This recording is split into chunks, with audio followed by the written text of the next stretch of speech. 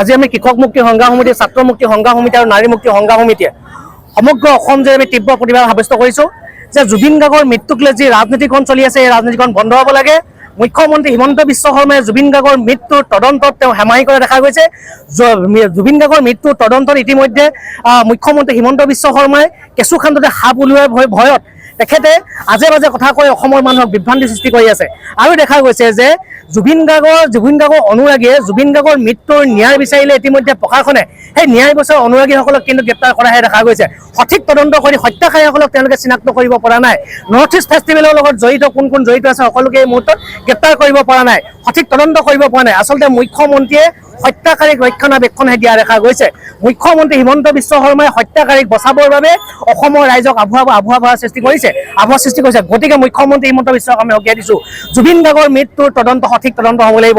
North east ফেষ্টিভেলৰ লগত জড়িত সকলোকে গ্ৰেপ্তাৰ কৰিব লাগিব। আৰু জুবিন অনুৰাগীসকলক যিসকলক জুবিনৰ ন্যায় বিচৰাৰ ক্ষেত্ৰত যি গ্ৰেপ্তাৰ কৰিছে ইতিমধ্যে অনুৰাগীসকলক গ্ৰেপ্তাৰ কৰা তেওঁলোকক মুক্তি দিব লাগিব।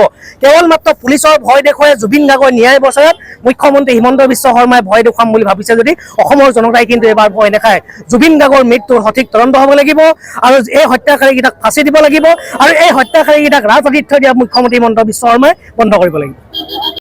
জুবিন দাৰ যি ঘটনা, এই ঘটনা আচলতে সাধাৰণ মৃত্যু নে আচলতে এই হত্যা এতিয়ালৈকে কিন্তু চৰকাৰ তথা প্ৰশাসনে তদন্ত কৰি উলিয়াব নোৱাৰিলে। আজি আমি ছাত্ৰ মুক্তি সংগ্ৰাম সমিতি, কৃষক মুক্তি সংগ্ৰাম সমিতি সমগ্ৰ অসমজুৰি জুবিন দাৰ ন্যায় দাবীত আচলতে জুবিন দাক ন্যায় প্ৰদানৰ দাবীত সমগ্ৰ অসমজুৰি প্ৰতিবাদী কাৰ্যসূচী ৰূপায়ণ কৰিছোঁ।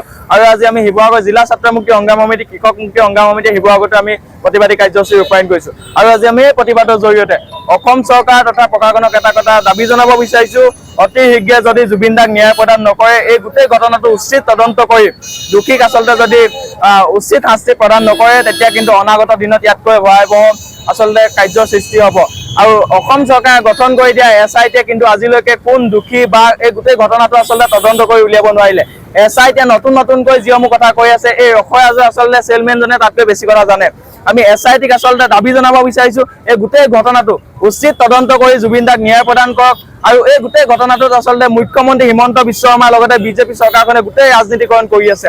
আৰু আমি চৰকাৰ তথা চৰকাৰক আচলতে দাবী জনাব বিচাৰিছোঁ, হিমন্ত বিশ্ব শৰ্মাক দাবী জনাব বিচাৰিছোঁ, এই গোটেই ঘটনাটো ৰাজনীতিকৰণ কৰা বন্ধ কৰক, ৰাজনীতি বন্ধ কৰক, এই গোটেই ঘটনাটো নিৰপেক্ষ তদন্ত হওক। আপোনালোকে আজিলৈকে কিয় তদন্ত কৰিবলৈ ভয় খাই আছে? ৰিণিকী ভূঞাৰ নাম আহোঁতে কিয় আপোনালোকে আচলতে যুৱকক ধৰি বান্ধি জেললৈ প্ৰেৰণ কৰিছে? কিয় আজি ভিক্টৰ দাসকে ধৰি অজয় ফুকনকে ধৰি জেললৈ প্ৰেৰণ কৰিছে? অজয় ফুকনক উলিয়াই দিছে যদি ভিক্টৰ দাসক এতিয়ালৈকে কিন্তু উলিয়াই দিব পৰা নাই। আমি দাবী জনাইছোঁ, যিকেইজনক গ্ৰেপ্তাৰ কৰি থৈছে সকলোকে মুকলি কৰি দিব লাগে। আৰু এই গোটেই ঘটনাটোত কোন কোন জড়িত হৈ আছে সকলোকে আচলতে চিনাক্ত কৰি